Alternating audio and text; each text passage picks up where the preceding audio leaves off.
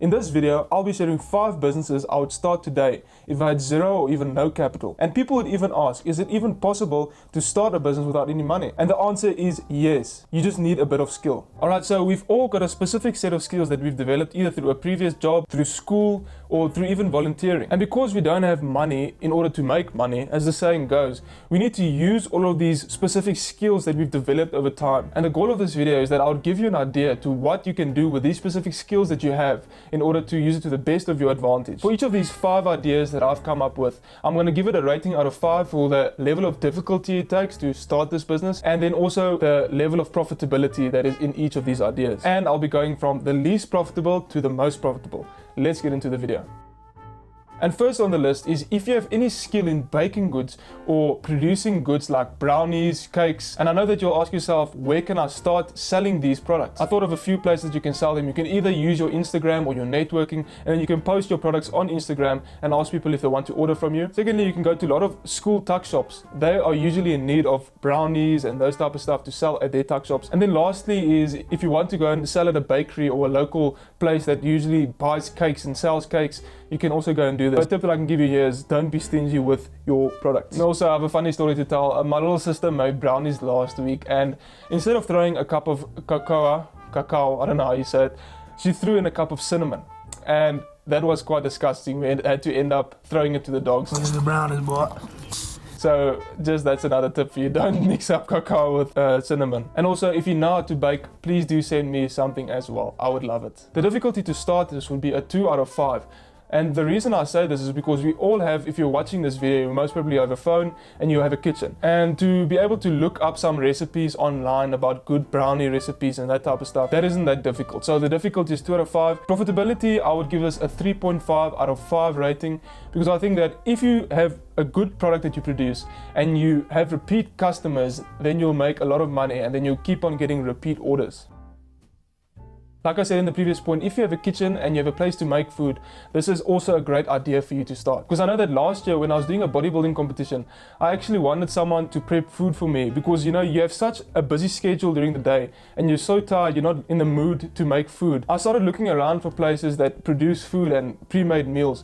And you know what, all of them were like too expensive. It ended up costing me like 5,000 if I would get them for like 30 meals. So, you know, that's just over expensive. So I think there's a gap in the market here. If you could produce good food, produce it to people who need it, then you can fulfill that gap and you can make money with it. And you know what, other people that actually want this product as well is families. Because if you think about it, mothers usually have to go to work and have a full-time job and then still come home and prep food and do all of the grocery shopping, and that just takes a lot of time. So if you're that person that will be able to go buy food for them, that will be able to prep the food, they'll be able to pack lunch for the children, do all of these things, I think really there is a great space for you. And you don't need to be a personal chef.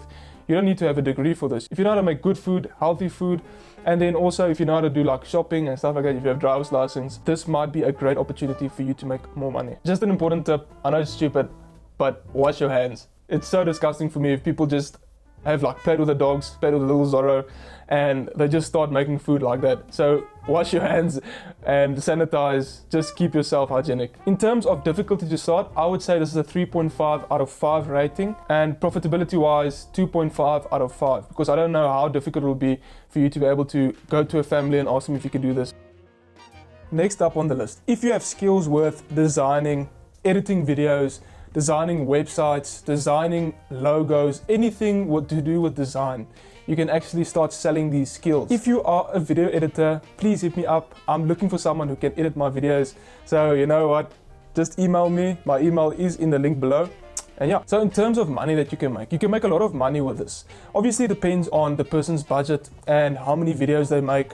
But if you do just like a 10-minute video or something like that, which can take you a half an hour to perhaps an hour. It depends on how long you edit the video and to the degree that it is. But if you're good at it, then you can make up to 1,000 Rand per like 4 videos or 5 videos. So it really depends. And designing logos for people, designing business cards, designing letterheads, all of these things, people don't know how to do them. For example, all people, businesses, they don't know how to do this. They don't know how to get their digital footprint out there and to get known digitally. And it would be better to rather advertise your skills to businesses that have budget for these things, because remember that businesses like Amazon, businesses like Alibaba, they have a budget for marketing, and their budget is massive, sometimes even like 100 million a year. But what is the main issue with this? The main problem is that the markets are oversaturated. There are like thousands and thousands and thousands of people.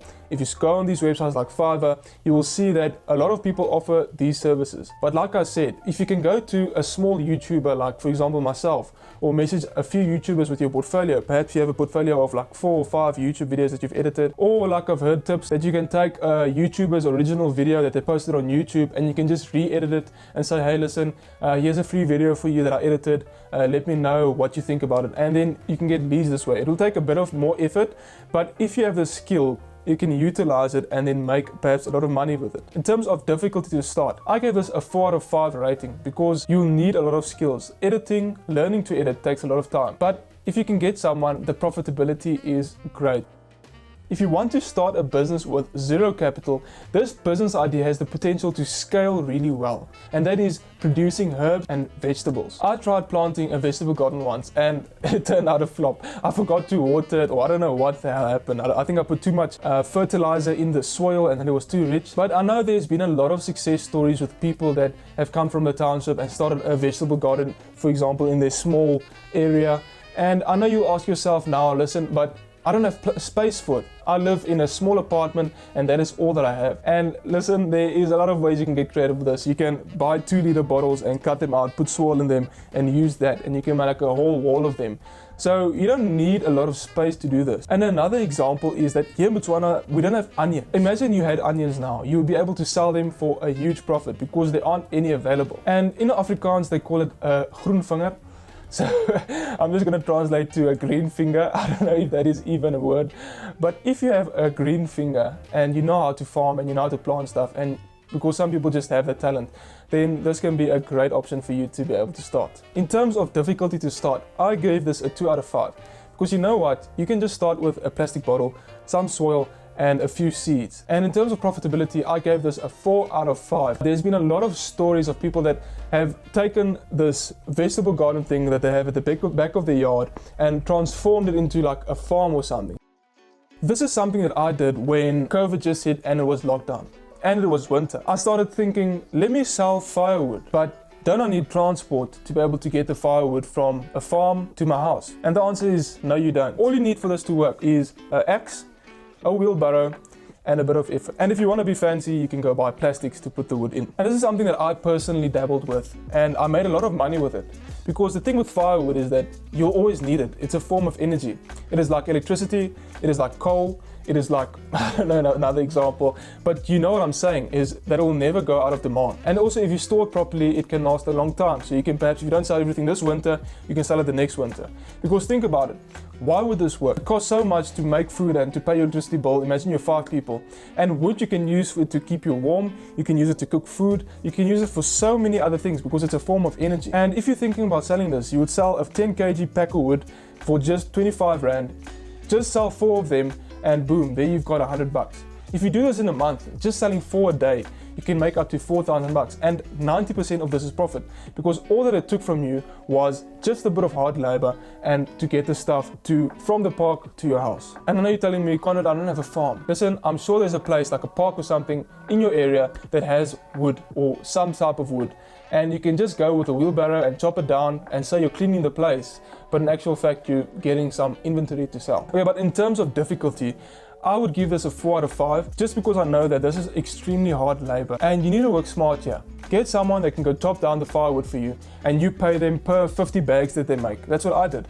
And then obviously you make a profit like this. In terms of profitability, I would rate it a 5 out of 5 because just selling 4 bags of wood in winter is not difficult, and you can keep on doing this over time just to make an extra bit of money on the side or even to make this a business. If you're looking for ways that you can make money online, perhaps as a side business, or perhaps you want to make it your full job, I've got a great PDF that I designed for you. It's a mini booklet, and how you can get it is by signing up to my weekly email list. It's completely free. If you sign up, I'll send you the booklet, and every week I'm going to send an email on how you can grow your online business, businesses you can start, how to make money with property, and also another side business that I actually made a video on is tutoring, and this is something that I also did. So if you want to watch that, a video is going to pop up now.